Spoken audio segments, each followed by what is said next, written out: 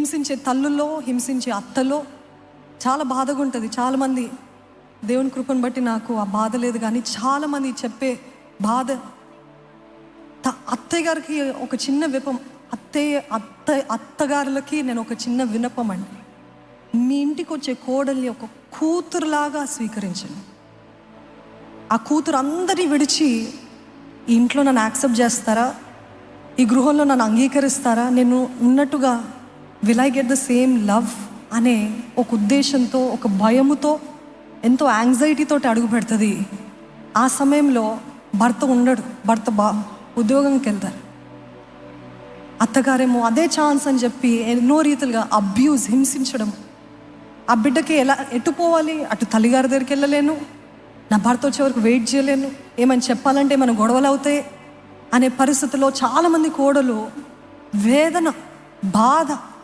అత్తగారులకు అందరికీ క్రీస్తు యేసు ప్రేమని ఆ ఇది ఇంక తిను పరాయి స్త్రీ కాదు, తిను నా కుమారుడు భార్య కాబట్టి, వారిద్దరు ఏక శరీరం కాబట్టి తిను నా కూతురే అని అంగీకరించే అత్తగారులు ఉన్నట్లయితే ప్రతి కుటుంబము పరలోకమే. హల్లెలూయా.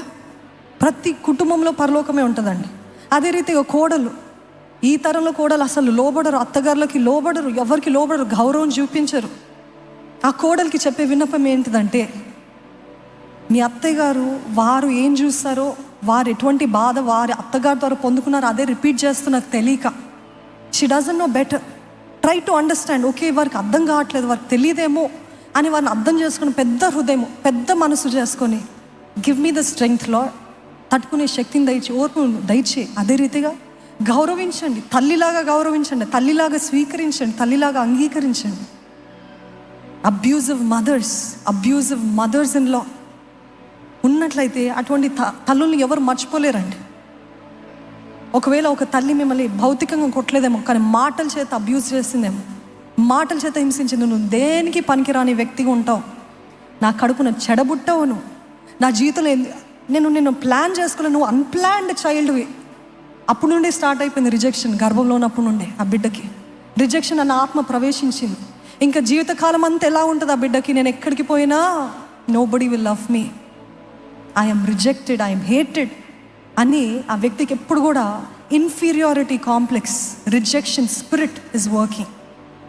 ఎందుకు అని అంటే తల్లిదండ్రులు మాట్లాడిన మాటలు, నువ్వు ఎందుకు చాతగావు, నువ్వు పనికిరావు, నువ్వు ఎందుకున్నావు, అసలు నువ్వు ఏది చాత కదా నీకు అని ఈ మాటలు మనకి తెలియదు, కానీ ఎంత ప్రభావితం చేస్తుందో బిడ్డల హృదయాల్లో, అది చెక్కబడిపోతుంది.